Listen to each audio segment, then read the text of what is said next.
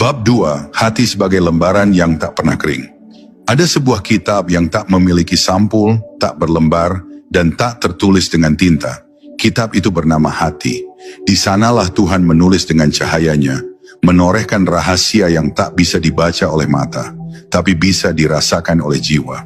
Setiap getar rasa, setiap bisikan batin, setiap kejernihan yang muncul dalam keheningan, semuanya adalah huruf-huruf ilahi yang hidup di dalam dada manusia.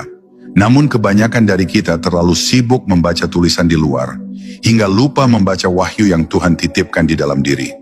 Padahal, hati yang bersih adalah mushaf paling agung yang terus diperbarui setiap kali seseorang menunduk dalam sujud dan mengheningkan pikiran. Hati adalah lembaran yang tak pernah kering, karena tinta yang menulisnya bukan berasal dari dunia, melainkan dari kasih Tuhan sendiri. Ia terus menulis setiap peristiwa yang kita alami, bukan sebagai cerita tetapi sebagai pelajaran. Ketika kita jatuh, hati mencatatnya sebagai peringatan. Ketika kita bersyukur, ia menuliskannya sebagai cahaya. Dan ketika kita berdamai dengan takdir, ia menorehkannya sebagai tanda kedewasaan jiwa. Itulah mengapa hati seorang yang arif begitu dalam. Karena di dalamnya tersimpan ribuan ayat kehidupan yang ditulis dengan air mata, sabar dan cinta yang tak bersyarat. Namun tidak semua hati bisa membaca tulisannya sendiri. Ada hati yang tertutup oleh kesibukan dunia, ada yang keras karena amarah, ada yang kusam karena lupa. Padahal semakin jauh dari kesunyian, semakin redup cahaya huruf-huruf itu. Maka, untuk bisa membaca kitab hati, seseorang harus terlebih dahulu membersihkannya dari debu keinginan dan kabut kesombongan. Ia perlu kembali sederhana, kembali jujur, kembali lembut, sebab Tuhan tidak menulis di atas batu, tetapi di atas kelembutan. Dan hanya yang lembutlah yang mampu memahami bahasanya. Saat seseorang mulai membaca hatinya, ia akan menemukan bahwa segala sesuatu ternyata memiliki makna yang sama. Semuanya adalah jalan pulang.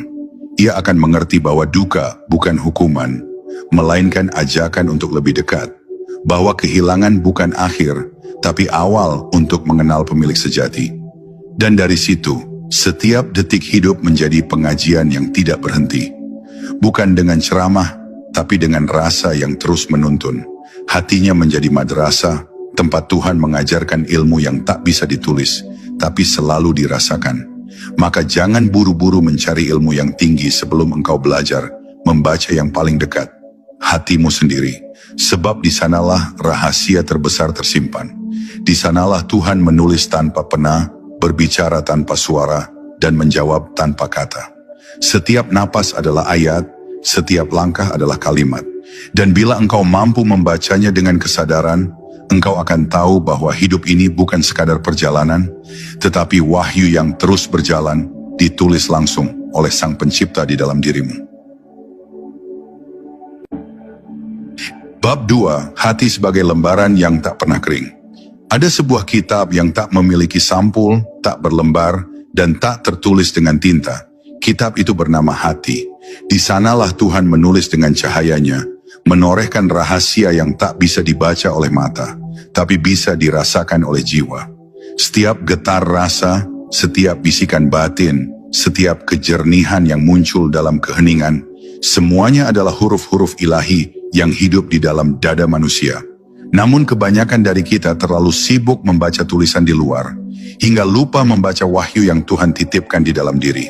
Padahal, hati yang bersih adalah mushaf paling agung yang terus diperbarui setiap kali seseorang menunduk dalam sujud dan mengheningkan pikiran.